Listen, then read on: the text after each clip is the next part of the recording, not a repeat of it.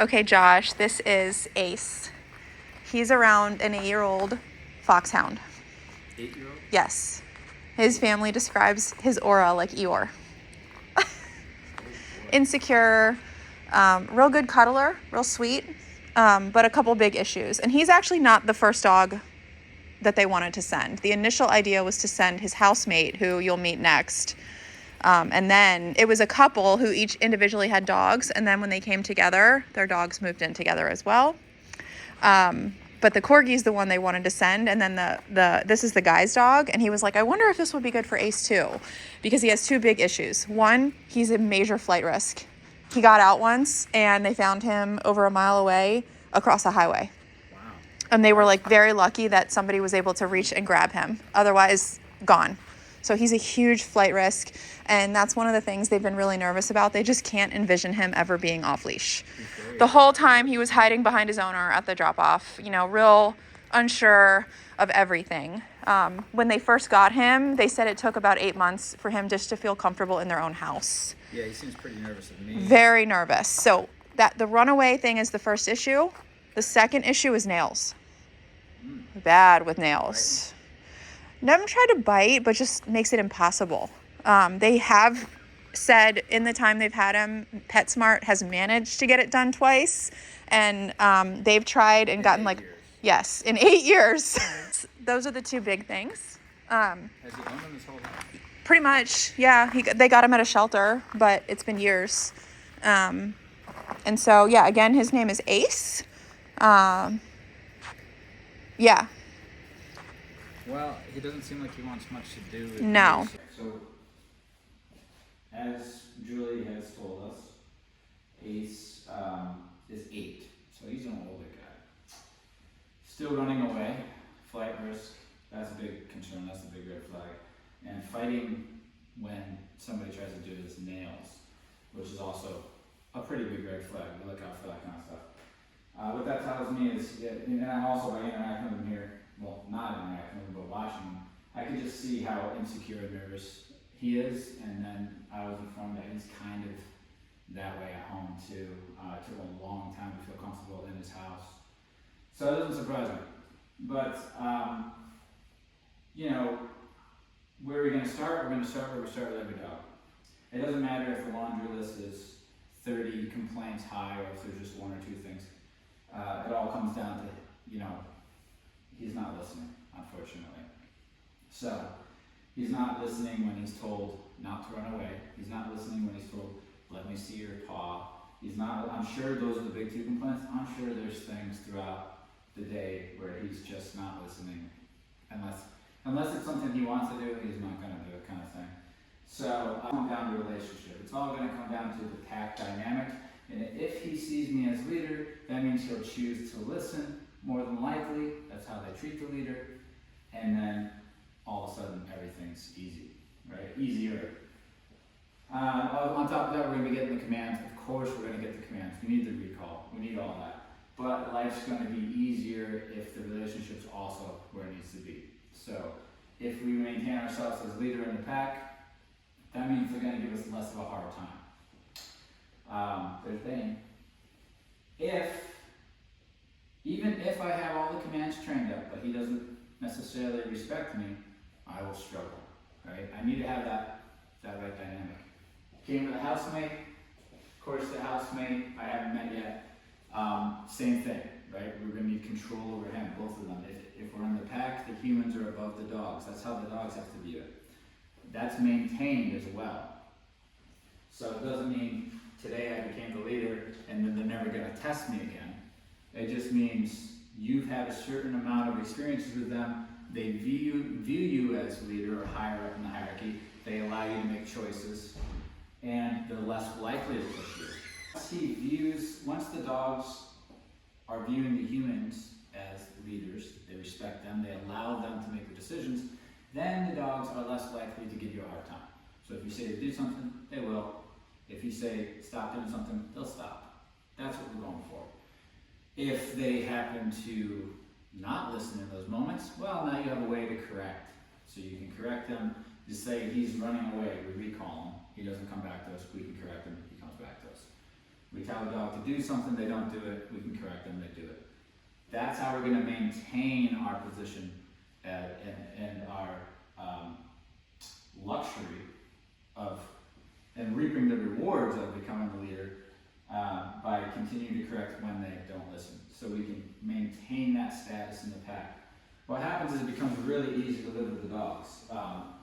I mean, as easy as it can be. You know, living with dogs is never going to be 100% easy and bulletproof, where there's no incidences or things that happen. Of course, there's going to be things that happen, but what we're getting here is control. So we can respond to the thing that happens and gain control. So I'll know he's going after a squirrel, but we can gain control within a second, right? In a way that keeps him from going after the squirrel next time, right? By correction, going after the squirrel, a little correction on the collar, recall back to me, calm your mind down, I'll go out again. Now you're less likely to go after the squirrels because you know it's going to be correlated to a correction. Now I can trust you. Let's move on. So, when we're raising the dog, we need a way to correct the things we don't like and direct them. I think we've missed some corrections, and that's why we get, he's unstable in a way. I haven't interacted with him, so I don't know how bad it is. But he's unstable, not just because he's in a new environment and he doesn't know me and all this. I'm sure he goes into crazy town at home in certain events or locations or what have you. We don't have a way to really, in the pack, to really correct and direct in a way that works like this every time, right? Once I introduce that and I'm able to tell him I want the leadership position, and I'm able to correct what I don't like, and of course reward, which is the easy part, good boy, pat him, you know, that's easy, everybody knows how to do that. Then I can start shaping him, shaping his behaviors, the choices he makes. And I can start Xing out behaviors I don't like. Don't run away, don't go after squirrels, don't go after dogs, don't do this, don't do that. Correcting them properly, the dog then lets them go and doesn't do them anymore. Okay? But if we miss all those, then as you can see, we get a problem like a dog running away. That's a puppy problem, right? We teach puppies not to run away because eventually they hit a certain age, they start to run away because they're wanting to explore or whatnot. You can say, you can literally correct the running away and tie it to a recall so that the dog's brain, when I think about running away, I know not to because it's going to be corrected, and I'll just recall instead or hang around my human. So you get rid of running away. We're going to do it with this guy, even though he's 8. I want to run away. If there was a correction that worked, he wouldn't be running away again. He would second guess it. He wouldn't want to run away because running away is no longer beneficial. If we miss that, my point is, if we miss these things as they're growing up, they don't go away. They just get worse, right? If he's a nervous guy, doesn't know how to deal with a situation, and we never taught him the proper coping skills, he's going to always be the nervous guy, right? He's not going to know how to get through these emotions. If he's giving us nonsense when we're trying to handle his paws and do his nails, which is another puppy thing, and we don't correct it, let me touch your nails, be a good boy, it's not the end of the world, then he's always going to be that. They don't go away, they don't grow up and all their bad habits go away. That's a misconception, that dogs will grow out of these things. That doesn't happen. The dog will jump till the day that his body won't let him jump anymore. Why? Because it's self-rewarding. It's a behavior the dog enjoys doing. Fighting, when it comes to getting his nails done, beneficial to him, I'll do it again, right? It worked. Running away, no consequence that I care about, I'll do it again. It was fun. Okay? So, running away equals not fun, I'm not going to do it again. Giving you bull crap when you're trying to do my nails, not fun, I'm not going to do it again. That's it, right? So what's the worst part for him here is that, or at least a lot of dogs, is that he's 8, and I'm going to have to teach him puppy stuff. I bring him back to kindergarten. And older dog doesn't always appreciate being spoken to like a puppy, like stay, wait, you know, like going back to like basic stuff. They can tend to be like, whoa, you know, don't speak to me like that. You know, I'm higher up in this dynamic. It's like, no, we're gonna have to go backwards, and we're gonna have to go talk about puppy stuff now. Stay at the door, right? That's puppy stuff. Wait for your food. Okay, let me see if, can I touch your paw? Can I touch it? Okay, he's 8. Keep that in mind when I start working. He's 8, and I'm gonna start having to do puppy stuff. What can happen is the dogs, they're like, they have little patience for it, sometimes. Okay. Like I do with every dog, I'm gonna start trying to get a neutral or maybe a positive interaction with it before I start. If I can't get that, then we'll just start. And when we do start, we're starting with a recall. Recall is gonna be obviously useful because then I can get him to me, keep him safe, but also it's a leadership thing. So if I can say, come here, and then you come here, that means I controlled that moment in time. I asked you to leave that thing alone and come over to me, and you did. We both know that I controlled that situation, which means I must be the one calling the shots, AKA the leader, right? If you recall and he says, no, I don't think so, because he's saying, no, you're not the one calling shots, I am. And then you have, in that moment where he disagrees with the recall, you have a conflict where you're saying, I want you to listen to me, and the dog's saying, I don't want to listen to you, and that, my friend, in that moment is your core issue. That moment where the dog, you're telling him to do something or not to do something, and they consciously choose not to listen to you, that is the only problem you have, more than likely. Plug that in, it's the core issue is what we call it. The dog doesn't view you in a relevant way where they have to listen. They feel like they have to listen. So the core issue is they're not going to listen to you.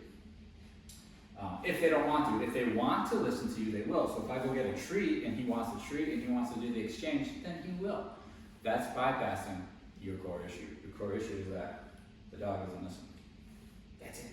That's all it is. So we don't have to, is it running away? No. It's not running away. Because if you listen, I'd say don't run away at any point. Is his issue that he won't let me do nails? No, not really. The issue is that when he starts to give me crap and I say knock it off, he doesn't. So he's just not listening. That's it. So we have an 8-year-old dog who just doesn't listen. When they're puppies, that's when you install that in their head that you're a leader. That's where you imprint, right? Because as they age, it becomes increasingly easier to have these conversations where you're shutting like nonsense down and teaching them what to do instead and teaching them how to submit to your authority. All that is a lot easier when they're about this big, right? And they haven't been set in their ways for nearly a decade. Okay, good boy. So he's a nervous guy. Good boy. So I'm just gonna get to know him, show him that I'm safe. Good. I'm gonna push my boundaries a little bit with a pat. He feels like he's all right with that. Cool. That's cool. That's nice. We'll get that. We don't need that right now. Yes. You're a good boy. Good boy. So this little moment right here is the beginning of our relationship. All the relationship is all of your experiences stacked on top of each other. So the dog, the more experiences I have with him, it's going to affect our relationship. So I want the proper experiences. I want a certain ritual when I meet a dog so that I can create the leadership position for myself and maintain it. And then if the dog disagrees with my position in the pack, they'll fight me over it. Sometimes literally fight over it. Sometimes figuratively, like meaning they'll just give you, they won't listen. The fight could just be like actively ignoring, pulling on the leash, or it could be like, I'm gonna bite you now because because dogs will fight over position. They'll fight over who has control over, who has first access to resources, essentially, is what it comes down to. That's good. I'm just getting to know the guy. Seems like a nice guy. 8 years old I keep that in mind. I absolutely keep that in mind because he's, 8 years old. He's senior citizen at this point. Older dogs, maybe they're a little less patient. They're more set in their ways. They're going to be asked to undo a lot of behaviors that they've been doing for a long time. And they're also going to be asked to have a type of relationship with a human for the first time in their life that they haven't had before. So, typically speaking, this kind of stuff, ideally we get this stuff done as early as possible, right? 6 months, to a year. Earlier if you got a good trainer, if you know what you're doing. I'm already touching his paws. We work a lot of dogs for between 6 months and like 2 or 3 years. Good. Work with a lot of older dogs too. But I'm just filling dead air here and talking while I'm sitting here, because if I wasn't talking to the camera, I would just be sitting here doing this. Because time is my tool right now to get this guy to feel a little bit better. Look at that pull on that. That association to me touching that paw, he's already ready to rip it away. However, I don't feel like he's gonna bite me yet. Good boy. So that's good. So watch, I'm gonna do some things here now. They're gonna look silly and counterintuitive. It's gonna see why you're doing this to a dog who's clearly nervous. And then my hopes is usually once I'm done with this little process I'm about to do, he's going to actually feel better and more confident around me. That was good. That was good. Yeah, that was good. You're a cool guy, aren't you? Yeah, you're a cool guy. You're soft. I love your ears. I love you. You got hound in you. You hound. Oh, good. Oh, see the things that make him nervous. I've given a little bit of things that make him nervous. Good, and then bring him back. Good boy. Yeah, it's like get him past it. We have a little distraction. Good boy. That's Izzy and another dog up there. Good.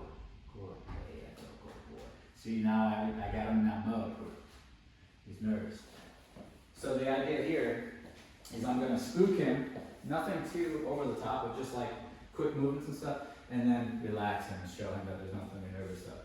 I'm just being playful, I'm just joking around, I'm just having a good time. And that it gets the brain used to snapping himself out of that good nervous state. Then honestly, he's going to start to feel a little silly, like, oh, I didn't have to, I'm overreacting. I kind of want to convey to him you're overreacting.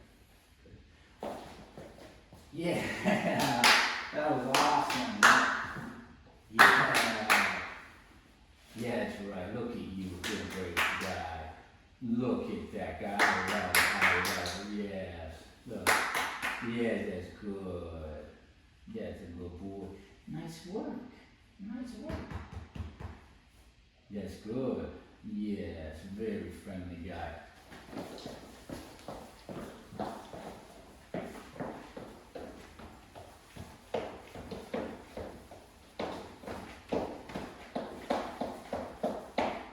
Good.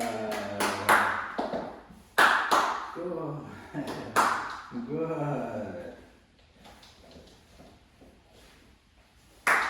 That's a big boy. Look at you, huh? You're a good boy. She's already warming up to me a little bit.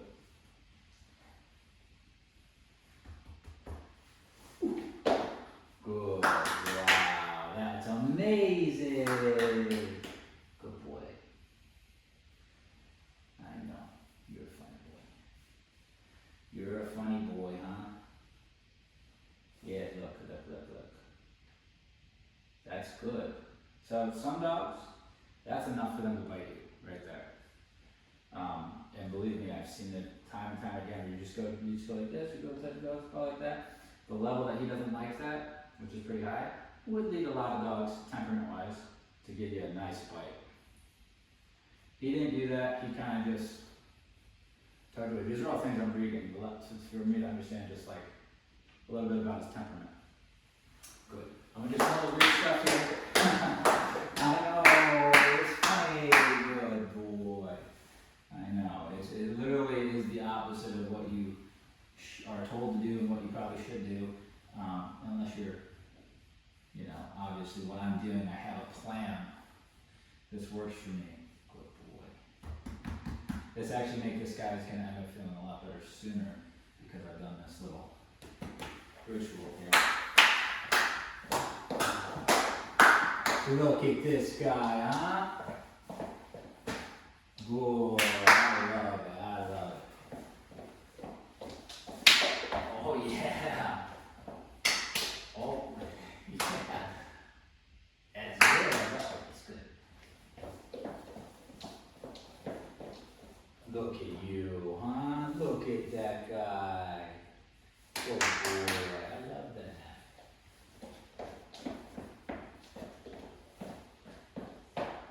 He's good.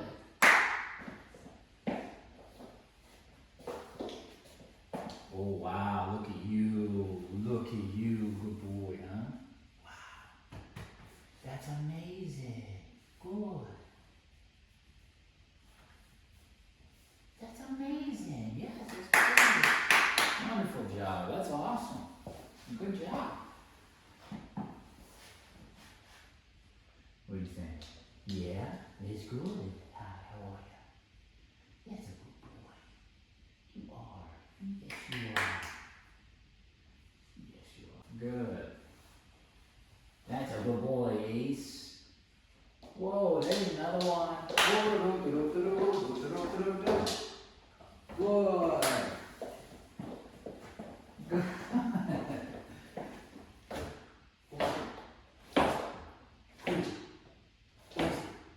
Good boy.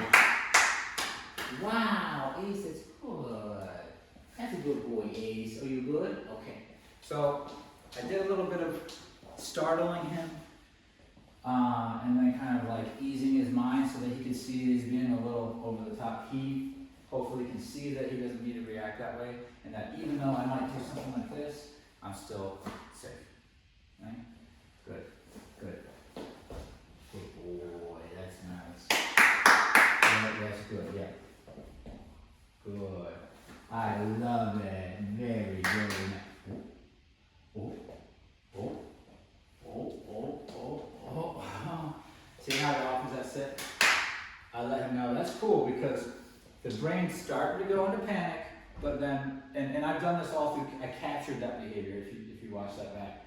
He offered a sort of a calming kind of behavior where he just kind of relaxed and sat.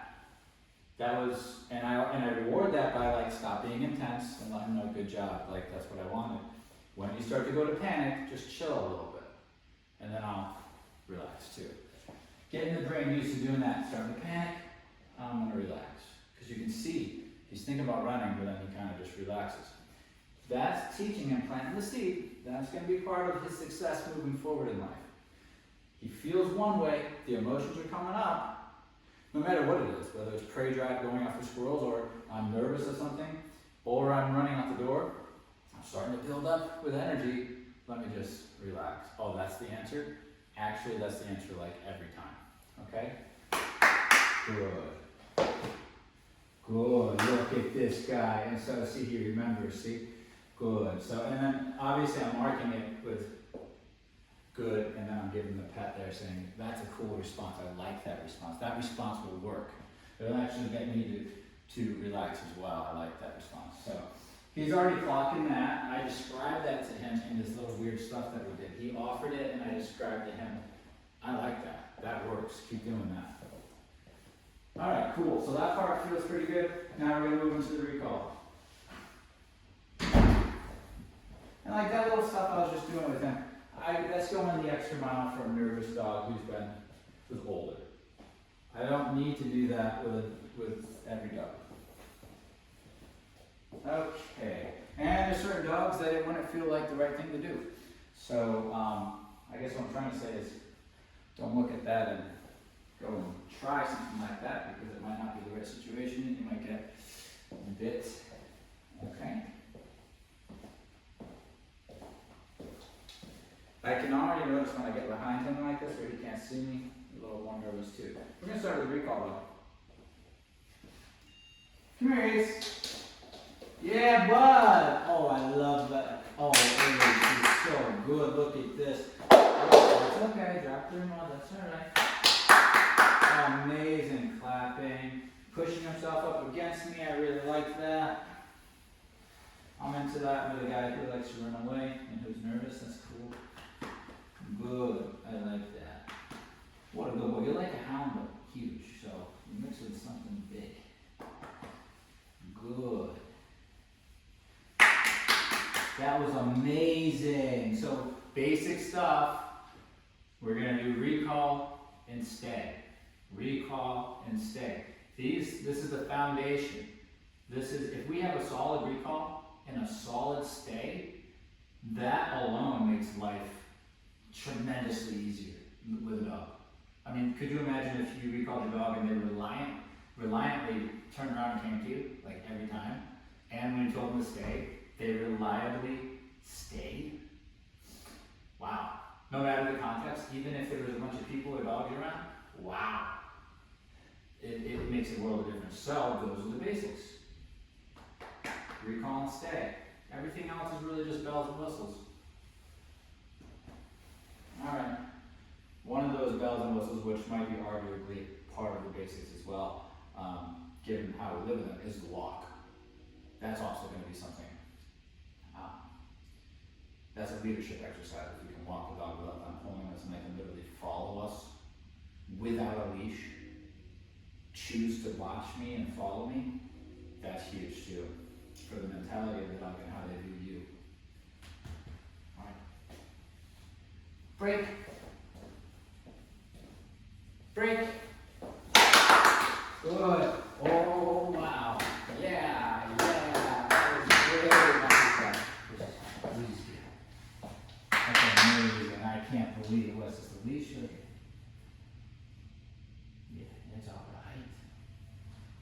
Amazing. I can't believe what I'm seeing. That was incredible. Wow. That was a good boy.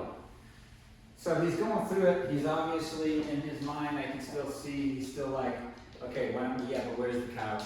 Like, where's my living room? When can I just go back to what I was doing before I came here? Good. But as time goes on, good boy. Look, with age, it seems some of these dogs have some of the basics already in their repertoire. They just decide not to listen because it benefits them. But he might know a lot of what I'm saying to him already. He might know stay and come. He might know what it means. He might not have practice listening, but he's heard it a few hundred times, I'm sure, or thousands of times in his 8 years of being alive. So I'm sure he might even know it down, right? I'm hoping he understands these very basic things. A lot of dogs do by this age. We'll see. Good boy. Break. I want to get a couple more recalls. I only have one recall, so let's see what we got. Oh, look, I'm doing this in a sterile room. I mean, what I mean by that is like, it's just a small room. It's not that big, and there's really nobody else here but me and him. And we're starting our relationship in the basics right here. So theoretically, you can do this in your own living room, right? You don't need much. And then once the relationship starts to form, then you start to take it to the outside world. Once we've already got it in here, right? If I can't get my dog to recall to me in an empty room with nothing going on across the room, without a bribe, because let's rewind it to what I said at the beginning of this video, the core issue is that the dog doesn't listen when they don't want to listen. They only listen when they want to. So if I can get him to recall to me in a sterile room with nothing going on because I have a piece of steak, he's not listening to me out of respect. Good boy. This is good for him. He's listening to me because he wants to listen right now because that's how he gets the thing. That's not what the core issue is. The core issue is listening when you don't want to listen. That's the whole thing. So if I just go get food and get him to listen, it's going to look great.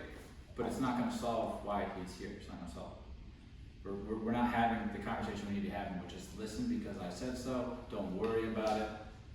We just listen when I talk. Okay? That'll benefit both of us.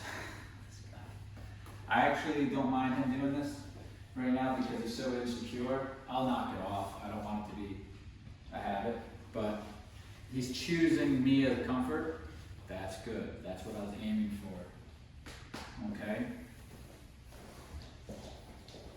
We gotta do a few more recalls though, so I'm gonna try to ditch him here. He's kind of following me now, which is cool. But I need him to do something else. Open the door, maybe he'll go in there. There you go, I'm gonna recall now. Come here, buddy. Cool, that was great. That was really cool. Good. I'm gonna have him come over here. Come here, bud. I can see when the e-collar kicks in, it's real low. Good, but he feels it on this low number. I love that. Good, good. All right. Every time he walks away, come. Good. That's when the e-collar turns on. So we're gonna get our stay just by recalling him. Good boy, petting him. He walks away. I'm not hanging on to him. He walks away. Correction, recall. Right here. Correction, recall. Because he walked away. Good boy. Yeah, that was good. Yeah, that's good. Yeah. Okay, so there's a little lack of commitment if you look at his position. Good, that's more committed. He was kind of wrapping around my backside. So whenever they do that, they go past me. I just turn around, take a step, and go another recall. Because I always want him to be right in front of me. Good boy. So again, this is how we do the recall. This is how we do it with every dog. Good, good, good. Always feedback. I like the choice he's making. He can walk away anytime. I'm just going to correct and recall again. So they stop walking away. Now I'm starting to deny him going between my legs. So I want something different. I'm not going to want that in real life. So now he's trying to go behind. Remember, when he showed up, he was hiding behind his owner. Good boy. Yeah. See how he goes past me? So now this is going to start to get real interesting here. Good. I would like to see a sit or something instead. Let's see the behind. I just wrapped. Come here, buddy. Good boy. That's it. Good. This one worked last time when he did it. It's working now. But he's thinking, I'm not holding him. So he's trying all of his ideas, which is good. That's why there's a lot of them. That's why you can see that as mistakes.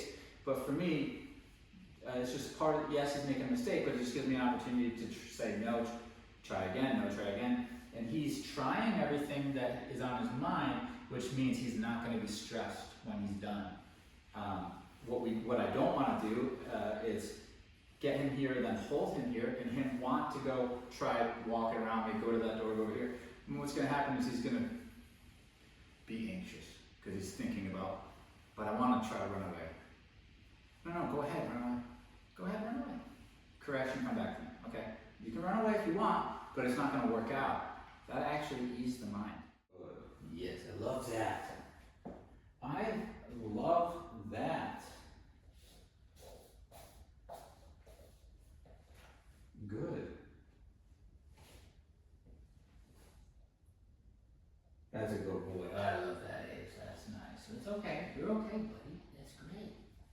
That's great. That's good. Stay.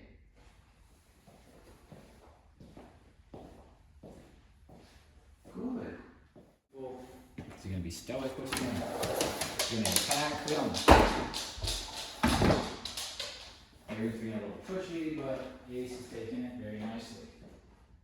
Very good. That's a good boy. I'm impressed with that, buddy. There's a lot of dogs that would not let Reagan sniff like that. Good boy. That's excellent. Nice work. Not bad, buddy. Good. I'm going to tell Reagan to leave now. Out.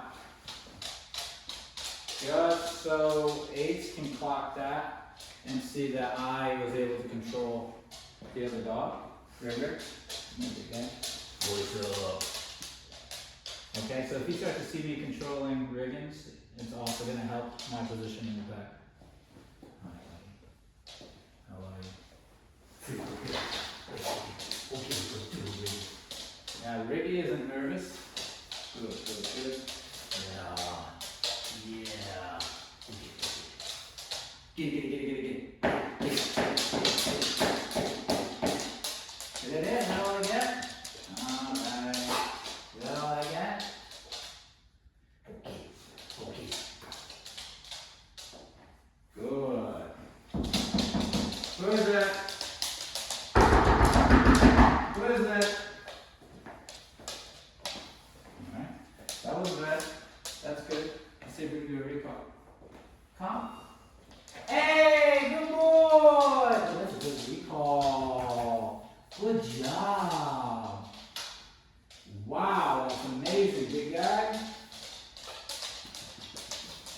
Good, that's very good.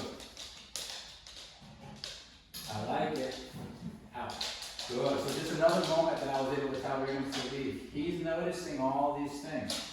A lot of people aren't able to keep other dogs away from the dog, so the dog feels like they have to do it. So I'm just taking advantage that I have control of the Riggins and showing him that I can control the other dogs that come into our personal space, so he doesn't have to worry about that when he's around me. That'll go a long way, it's good. Really softening up your body a little bit, that's good. So nervous guy, like, it's gonna take time for him to come out of his shell and to feel a little bit more comfortable. Good. But not too terrible. He never lashed out at Riggins, which is a good sign. Good, good, good. Hey. Stay.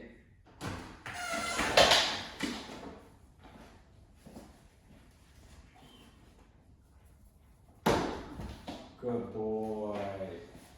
That was a mistake, big guy. That was not a mistake. Ruh-roh.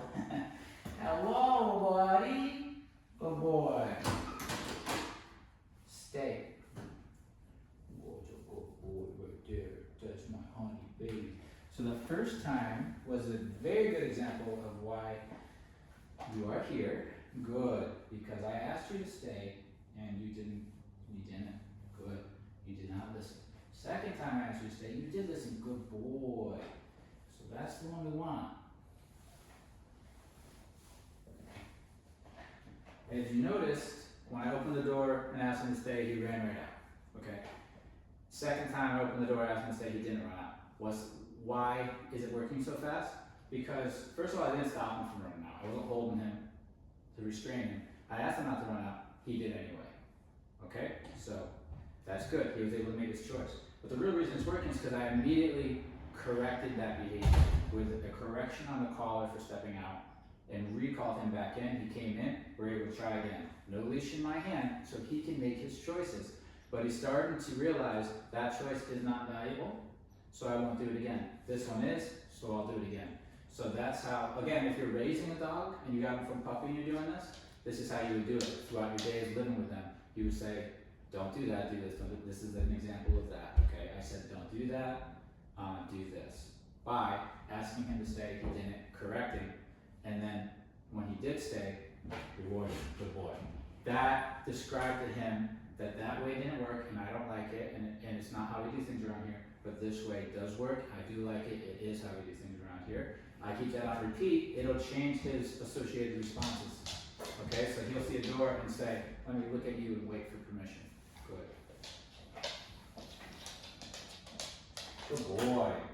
Probably the first time he's ever waited at a threshold without being held, but like no restraints, him actually choosing to wait after being told to wait. This is probably the first time by the looks of him here.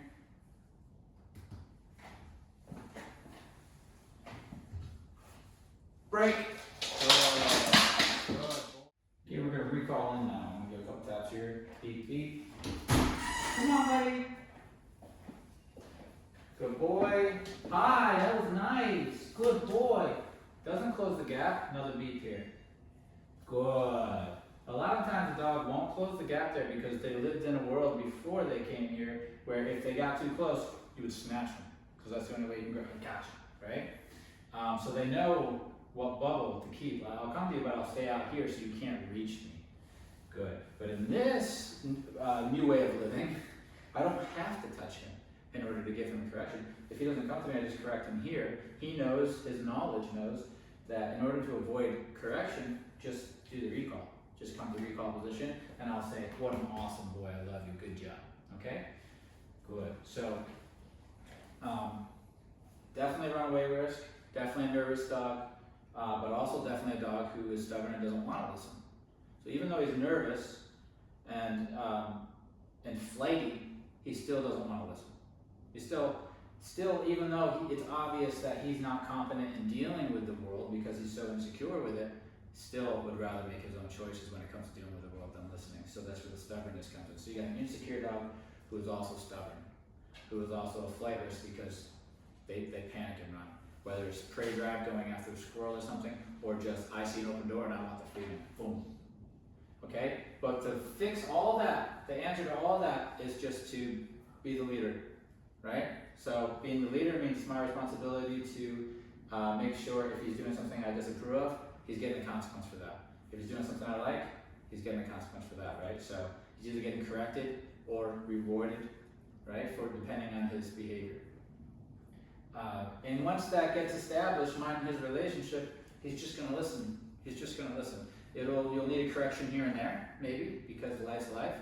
But for the most part, the dog listens once you've earned that position in the pack. By going through, how do you earn it? Going through the bullshit, right? Here's one experience we've had together, there'll be many to add up to me being the leader. But one was, I opened the door. I said, stay, don't go through yet. And he said, nope, going through. I corrected him, got him back in with a recall, told him to stay, repeated it. That little experience there adds up big time in my favor to being the leader. Meaning next time he sees that situation, he's not going to bolt out, he's going to look at me. And then when I say, okay, then he can go. All right? So, but I'm going to have a handful of experiences this next week that will lead him to see me as leader. They'll test the boundaries, they'll fight the boundaries, and then eventually submit. And then next thing you know, they're following, they're actually enjoying life because like following is actually awesome. I'm less stressed and I get actually a better life with more freedoms if I listen. I get to go outside more if I listen. I get to go on more walks if I listen. I get to have more fun if I listen. Life is less stressful if I listen.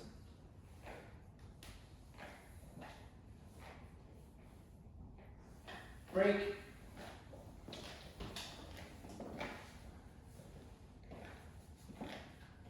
Okay. And that whole time he was staying there, I wasn't hanging on to the leash. Alright?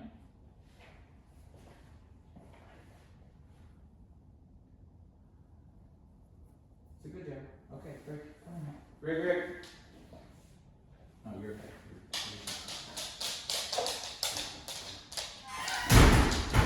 Good boy. Awesome. And the interesting thing is the more we go down this road with him and like correcting his bad behaviors and getting our relationship right, the more stable his brain becomes. So meaning he's going to experience much less anxiety. Okay? Good. Okay, because the anxiety is from him making choices on his own when he's really not meant to lead. All of that is a lot for a dog like this to make choices. When do I get up and go over here? How do I respond to this and this and that? Once he submits the decision making to you and allows you to lead, then he just lets you choose when, and that stress just melts away, doesn't it, Ricky? You know. All right, break. Come on, let's go.